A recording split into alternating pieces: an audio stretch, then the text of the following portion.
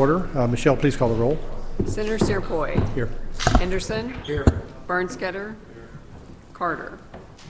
Fitzwater. Gregory. May. Here. McCreary. Here. Mosley. We have a quorum. Today we'll be hearing Senate Bill 185 and Senate Bill 199. One of these bills is mine, so I will present it first. I think it'll be the quickest, so Senator Bean will do yours second, okay? Sorry. And Senator Henderson, if you would take over, I will present the bill.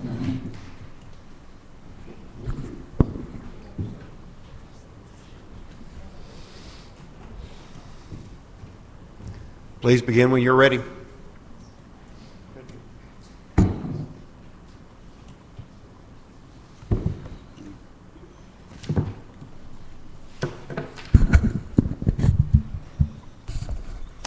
Thank you, Mr. Chairman and Senators. Mike Serpel from the 8th. Senate Bill 185 would give a sales tax and use tax exemption to broadband equipment. State and federal policy encourages increased broadband investment, mostly in rural, high-cost areas. A broadband sales tax and use tax exemption will extend broadband dollars further to achieve the goal of universal broadband service in Missouri. This bill would align broadband and telecommunications equipment sales policy. Today, telecommunications do enjoy a sales tax break. Increase administrative, it would reduce administrative uncertainty and allow for more available capital for broadband investments. Telecommunications equipment is currently exempted from sales tax, as I mentioned, in Missouri. Exempting broadband equipment will align important tax policy as the lines between these two categories blur. I'll be happy to answer any questions, and there's some people behind me that will give further details. Any questions from the committee? And we've heard this bill before, too, so just... Any questions? Seeing none. Thank you very much. All those, anybody to testify in support, please.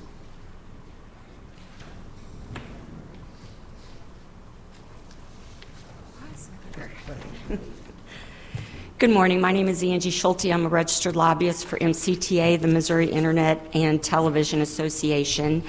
And I don't have a whole lot to add to what Senator Searpoy said. Our members invest heavily in broadband service, and so we are closing the digital divide and are a significant part of the solution to bring reliable high-speed internet.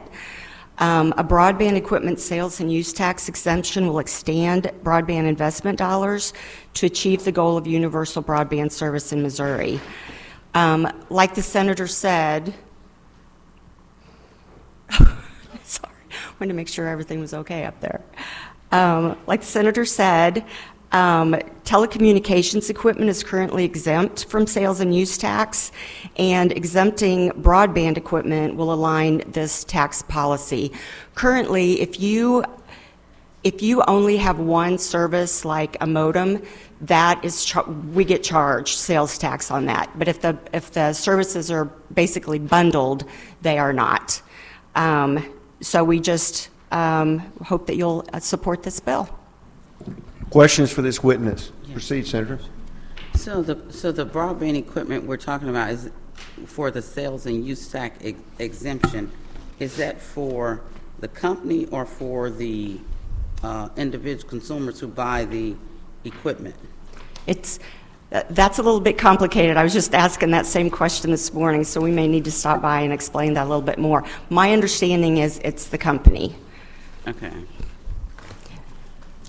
But we don't pay it until, we're not really sure when that happens. I'm not exactly sure if it's paid when the equipment is purchased from the seller or if it's paid when it goes to the customer, if that makes sense. Yeah, we're going to have to get some clarity. Because we don't really know if they're going to bundle services or if it's just like one piece of equipment they're going to use. So I'll get a better answer for you for that. Because normally in some cases, you have to when the customer discontinues services, they return the equipment, right? True. Yes. Okay. So yeah, we need more clarification. Okay. Thank you. Senator McCreary. I had a similar question. The fiscal note was late on this, but the fiscal note does say that the bill as written would include equipment used at the broadband service provider, like software and hub equipment. It would be equipment used outside, such as fiber and poles, and then it would also be equipment used within our constituents' homes. So Okay. it does apply to everything. And my question, I think, is probably more for the bill sponsor. There is a fiscal note of, anywhere from $2 million in the first year to close to $5 million in subsequent years. So, do you have so if we're exempting tax, would there be an expectation that this is better for, that it could actually lower prices? Because I'm assuming these taxes are passed on to the customer. Right, there is that opportunity. And as well as, one of the things that blurs this is voice over IP gets more and more prominent. That equipment then is considered voice equipment, and so that the tax, that break that they have now applies to that equipment. So the lines are getting very blurry on this equipment, because with IP stuff, everything goes over everything. But yeah, there's potential that, of course, these are not regulated companies for the most part. They're just, they're freestanding competitive companies. And so I think the competitive pressures would make them share that savings with their clients or their customers, I think, at some point. So as technology advances, it's possible that our tax policy hasn't kept up with that, so this is a bill to try to maybe keep up with that. Right. I don't know why they made the decision. At some point, they said telephone is excluded, and they Yeah. made the decision broadband. It's all very confusing the way courts have ruled over the Okay, times. very good, thank you. Any further questions? Seeing none, thank you very much. Anybody to speak in opposition? Seeing none. Anybody else to testify in support? Looks like we got a lot of support. Most of my bills are up there. Good morning, Mr. Chairman, members of the committee. My name is Doug Galloway. I'm here representing AT&T before this committee today on Senate Bill 185. We are here to speak in favor of the legislation. I think what this does is it does bring some competitive neutrality to the different types of services that are offered essentially over the same type of facilities with broadband. Broadband can provide voice services, they can provide video services, data services, a variety of things, and this just kind of clarifies what is going to be used and how it's going to be treated from a tax viewpoint. With that, I'll be glad to try and answer any questions. Questions for this witness? Seeing none, thank you very much. Anybody else to testify in support?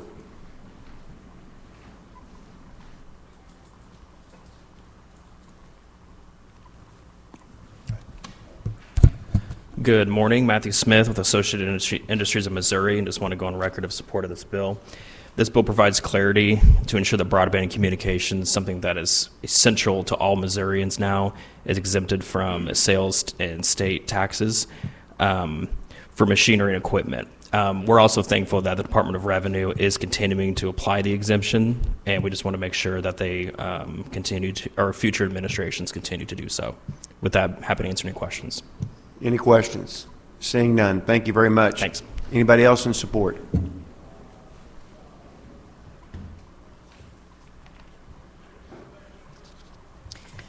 Good morning. Katie Gamble here on behalf of the Missouri Broadband Providers. We were formerly the Rural Telephone Companies, which I think shows the need to update our statute as times change, just as our association has changed because of what all of our technology looks like today. Any questions for this witness? Seeing none, thank you very much. Anybody else in support?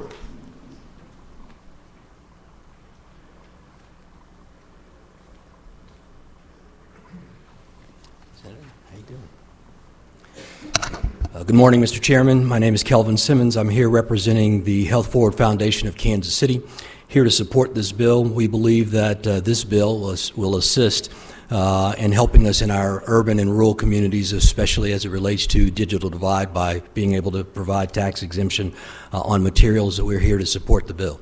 Any questions that you may have, I'd be glad to answer. Any questions for this witness? Seeing none, thank you very much. Anybody else in support?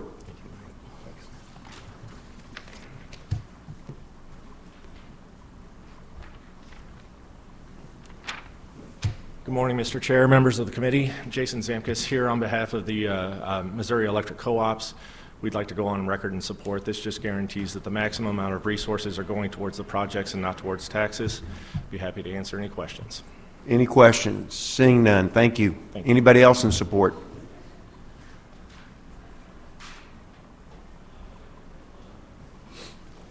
Good morning, Mr. Chair, members of the committee. Jared Hankinson with the Missouri Chamber of Commerce and Industry. Will not belabor the point, in support of the bill for all of the reasons you've already heard this morning. Thank you very much. Any questions? Seeing none, thank you.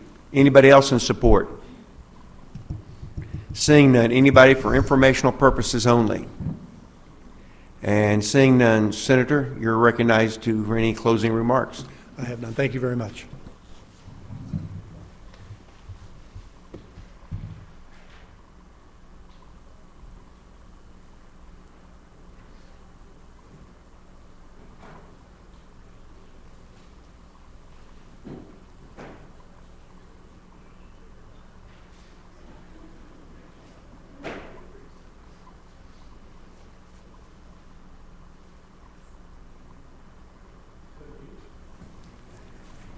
Please proceed when you're ready on Senate Bill 199.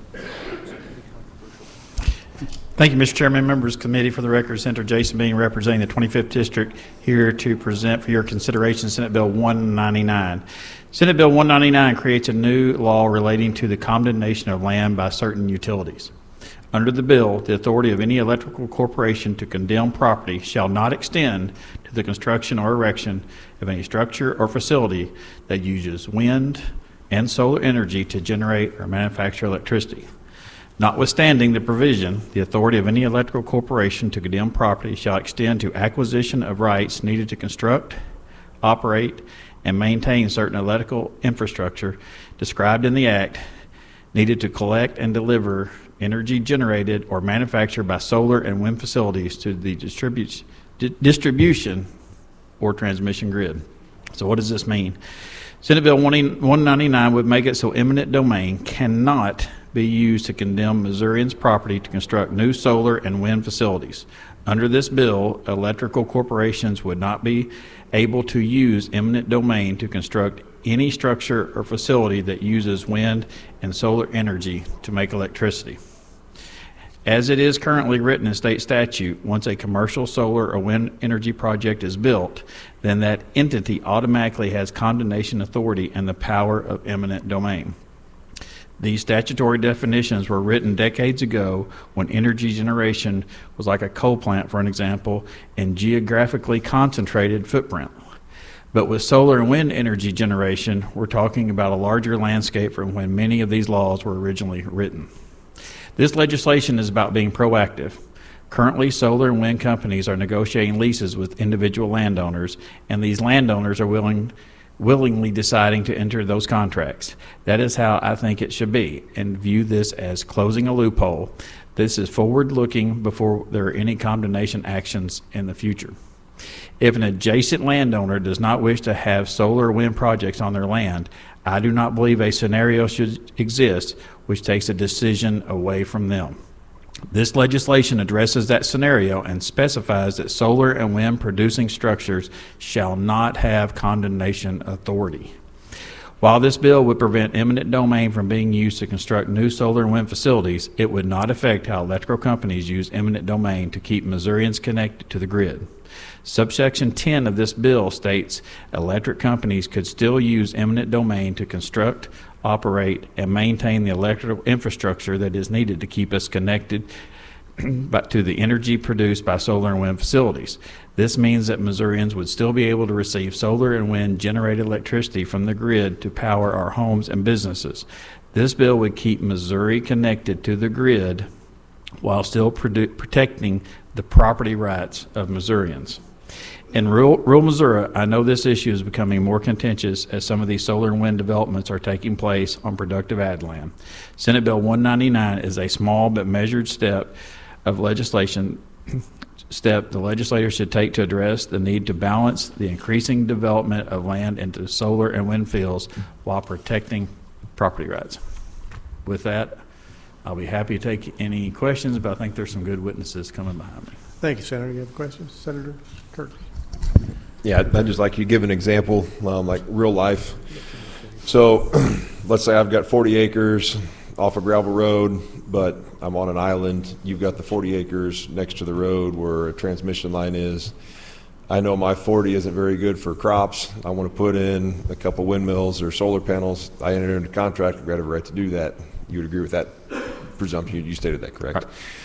But the problem then lies in getting that power to the line, correct? And that's what we're looking at here. I think the big thing is, you said we've got two adjacent 40s. If they put a solar project on yours, they can use condemnation authority to come out on my 40. Correct. Instead of negotiating with you at Correct. that point. Correct. Thank you. Any other questions?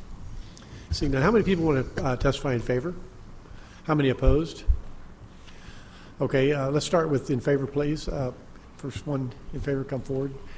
Make sure everybody leaves a note, a sheet, a witness sheet with us, if you would, and proceed when you're ready. Good morning, Mr. Chairman, members of the committee. Mark Figgenbaum with Missouri Farm Bureau testifying in favor of SB199. This is a major piece of legislation for property rights and a priority for us. And currently, these utility entities are acting in good faith. We would like to see that continue. Our concern is if they're acquired by an organization that doesn't have an issue using condemnation authority. We want to be able to prevent that before it becomes a serious problem. We would also like to be able to prevent it before potential market changes may incentivize someone to utilize condemnation authority. And we believe this is a major step in the right direction. Obviously, there are some directions we would like to go as far as utility lines and things like that. However, we're trying to walk before we can run, and so we think that this is a good piece of legislation. So I want to make sure, so today, this is kind of preemptive, because today they can't, unless they have a certificate saying they're utility, right? They don't have the ability to do eminent domain? Yeah, so if you build a wind farm or a solar farm, you can apply for condemnation authority and expand into neighboring property. Does anybody in the country, has any state suffered from solar or wind companies trying to condemn property? Do we know? Could you say that again? Do we know of any states that have actually had this happen, where they've got the power and the authority to do condemnation for a wind or solar farm? I don't have an answer to that at Okay. the moment, but I can get back to you. Thank on you. it. Any other questions? Seeing none, thank you very much. Thank you. Next in favor, please come forward.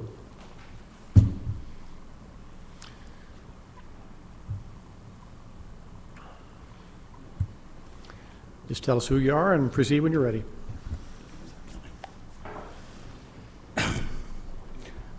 I'm Charles Greg Crawford. Our family has been farming for 4 generations, spanning over nearly 100 years.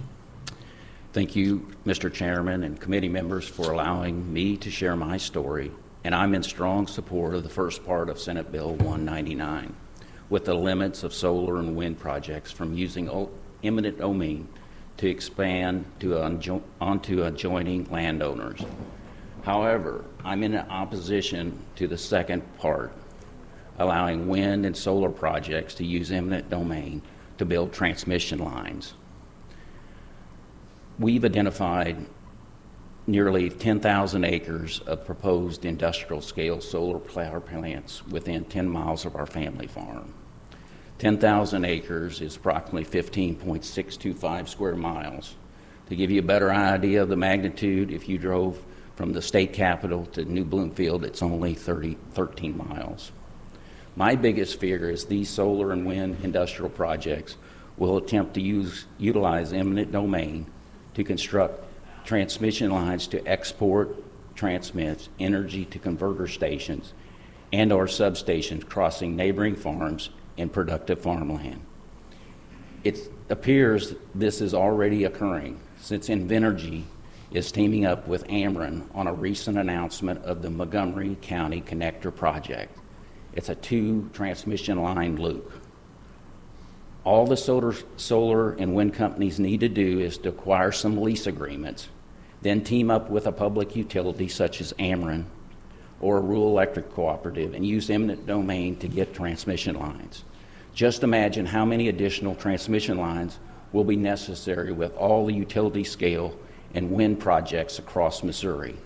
The transmission lines, with their large bases impact the value of the farm because it's more costly to build irrigation pivots.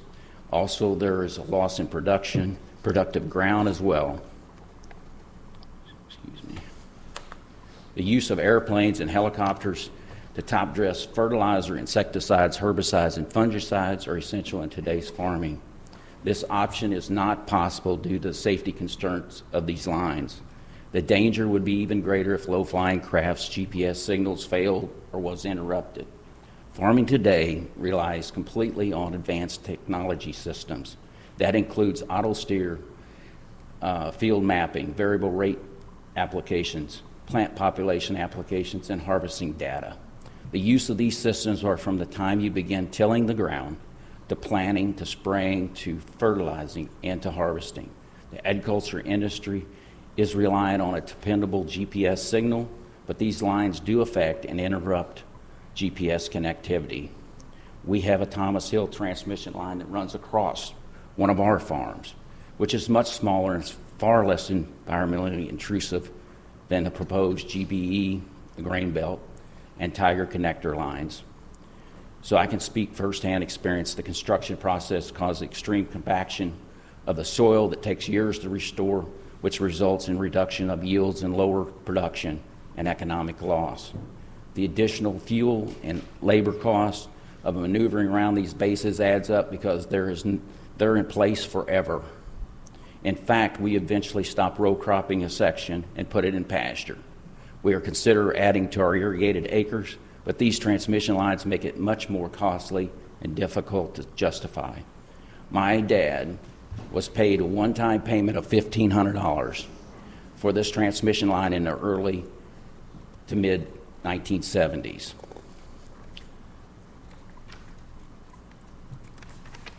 Let me leave you with these two thoughts. Is it fair my neighbor leases their land to a solar and wind power company, reaping huge financial incentives? As a result of their decision, then an eminent domain is sought for a transmission line to cross my land that I want to farm, will result in a huge financial loss. This would be like building a boat dock on dry land and then forcing my neighboring landowners to allow a canal to be made so the boat can get to water. Finally, the members of you who live in towns and cities, how would you like an outside source to come to your home or property and build a 10 by 10 shed?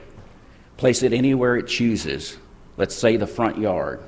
You cannot use it, but someone in another state or in a rural community gets the benefit of it, and it's there forever. This example would not affect your livelihood like the farmer, but it would affect your property value and curb appeal. I'm in full support of the first part of Senate Bill 199, preventing the use of eminent domain on expansion of solar and wind projects. But I implore you to remove the power of use of eminent domain for transmission lines for these projects. Thank you for your time. Thank you. Any questions for this witness? Seeing none. Thank you very much. Thank you. Let's switch now. Somebody in opposition, please come forward.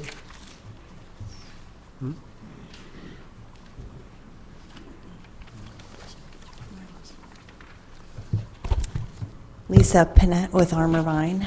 I'm in full agreement actually with the last person that testified, but I'm testifying against because it has to be the bill that's in front of us. So we don't want eminent domain for these uses, and I would even argue that's probably what the bill is about, is the ability to run the transmission lines and actually take the property. So that's why we're opposed, is the last section that we believe is what the whole purpose of the bill is about. Thank you. Any questions? Seeing none, thank you. Senator, just for clarification, Section 10 is just reiterating what's already in state law, right? Okay. You want to say something else? Go ahead. Okay, thank you. Next person in favor, please come forward.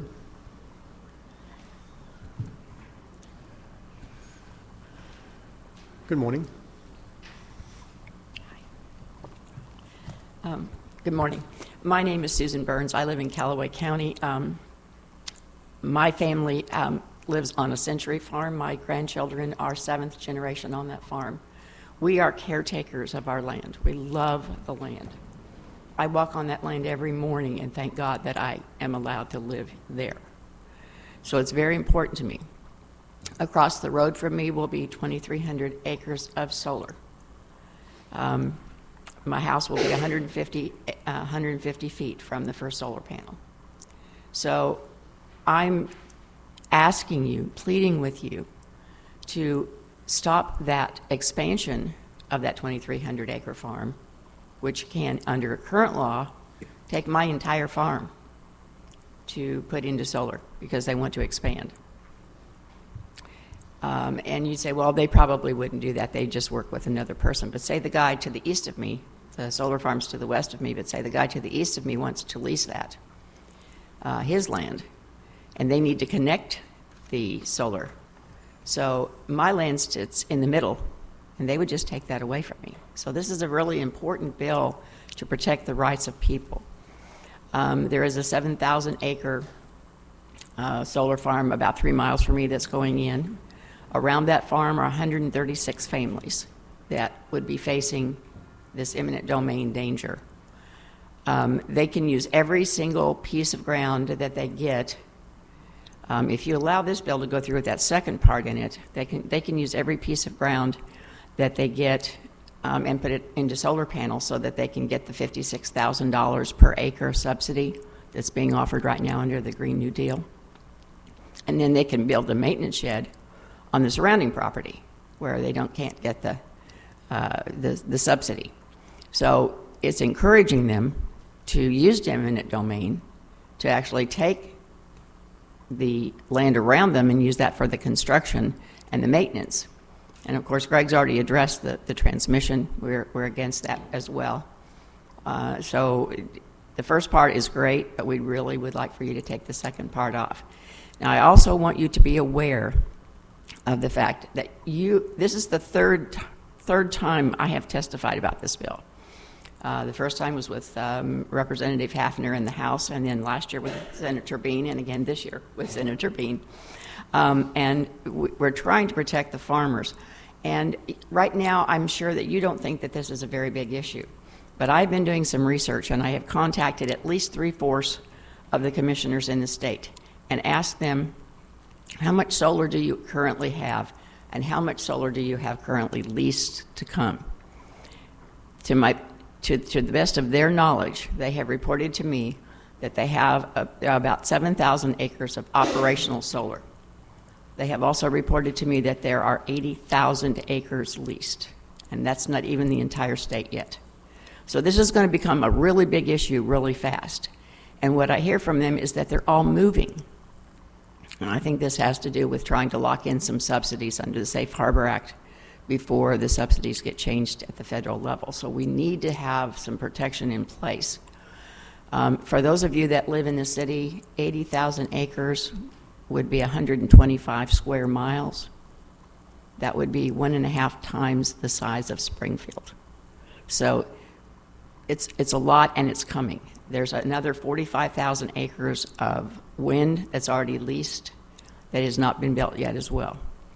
So you're looking at 120,000 acres of land that's going to be impacted in the next few years as they build.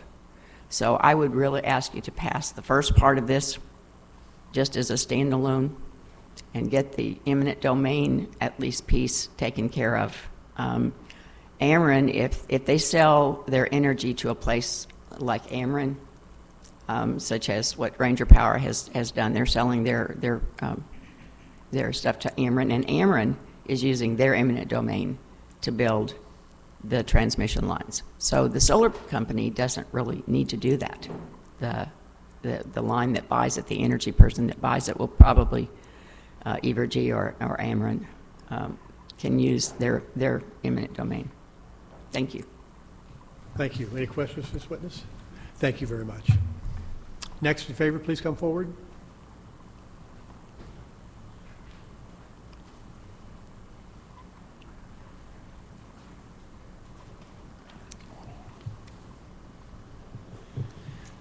Good morning. My name is John Burns. That was my wife that you just talked to. We are in favor of the first part of this bill. The second part, we are not in favor of. The authorities outlined in this bill regarding the property condemnation are confusing because they are conflicting. Item 9, lines 120 to 129 state that condemnation cannot be used for the construction of wind or solar generated electricity. Item 10, lines 130 to 140 state that condemnation can be used to acquire land necessary to construct, operate, and maintain associated infrastructure, such as transmission lines, substations, and switchyards that enable distribution to the grid. I oppose all condemnation for wind and solar generated electricity and all associated infrastructure because the Fifth Amendment of the Constitution states that government shall not take private property except for public use and with just compensation.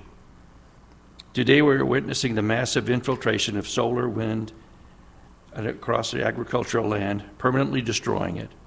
The reckless pace of this expansion is enabling abuse of condemnation authority. Under item 9, the wind or solar facility is constructed by agreement with the landowner. I have no objection to this. Under item 10, there is potential for abuse of condemnation authority because the determination of which properties undergo condemnation for the associated electrical infrastructure is influenced by the private company that will derive economic benefit from the original land acquisition. This suggests that profit by the private company is a primary motive for the selection of the land for condemnation. Today, the requirement for public use is being inappropriately interpreted. Under today's rules, if there is a benefit for even one person who resides hundreds or thousands of miles distance from the condemned land, the condemnation is supposedly justified. Seizing land from an individual and compromising the future use and value should not be construed as public use. When this action causes harm to the local community without adding any benefit.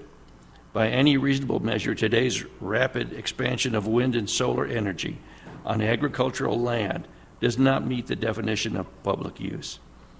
When government claims property and transfers it to a private company for their economic gain without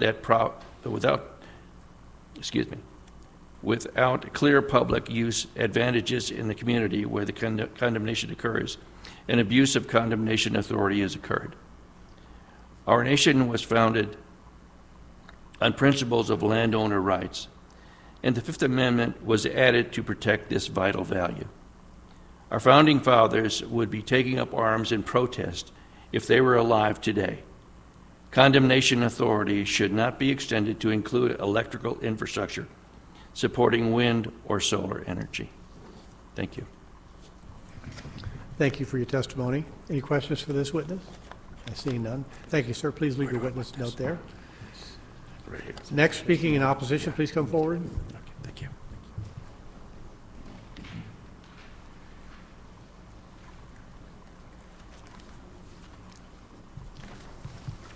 How are you?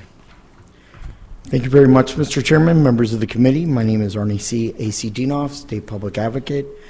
I agree with the first section where no eminent domain shall take place in terms of putting a facility or a physical structure. But I believe in no eminent domain at all. We as Missourians and the state legislature, we need a state constitutional amendment to prohibit taking of any Missourian's land.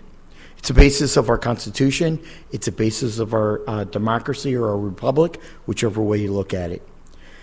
Market fairness of a negotiated settlement and the cost for payment of the ground need to be made privately between the utility company and the private landowner. It must be acceptable by both parties, not by force, but by voluntarily. I believe in private property owner rights. Tax credits and tax abatements are corporate welfare giveaways. The utility companies in Missouri are highly given those tax credits and those corporate giveaways. It's a shame. It's a shame that corporate giveaways to utilities go above 6.2 million Missourians. We need to stop power and control over Missouri's citizens. Citizens come first, utilities come second. Land shall be given up willingly and not forcibly, in my opinion. And for those reasons, I have to oppose SB 199 unless it's amended to make sure that no eminent domain takes place on any private property. Thank you, Mr. Chairman. Thank you. Questions for this witness? Seeing none, thank you, Arnie. Next, in favor, please come forward.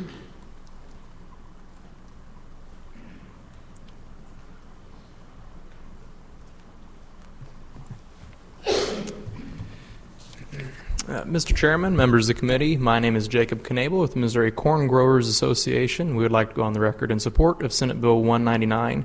We feel that so many times in agriculture, the expectation for farmers is to produce more and more product to meet growing food demands, except to do it on less and less land. For those reasons, we oppose the unnecessary use of eminent domain to convert agricultural land to other uses, and if that land is going to be converted, we feel that that is a decision that's best left to the individual farmers to make.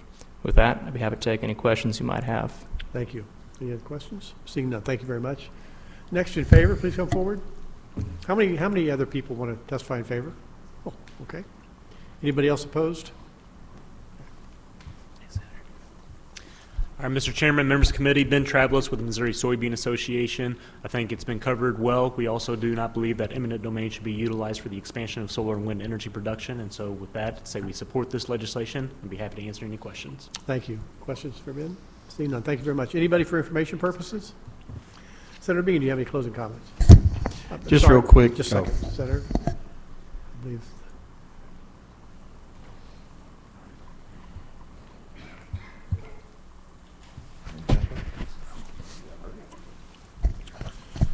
Mr. Chairman, members of the committee, Zach Monroe on behalf of Ameren, Missouri.